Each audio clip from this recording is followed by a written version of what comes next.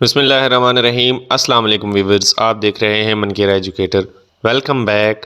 काफ़ी अरसे के बाद वीडियो अपलोड कर रहा हूँ, उम्मीद करता हूँ आपको पसंद आएगी।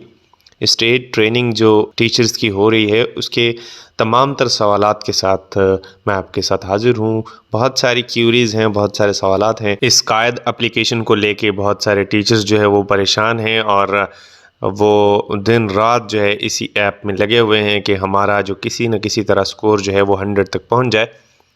तो मुअज़्ज़ज़ असातिज़ा कराम, आपने बिल्कुल परेशान नहीं होना।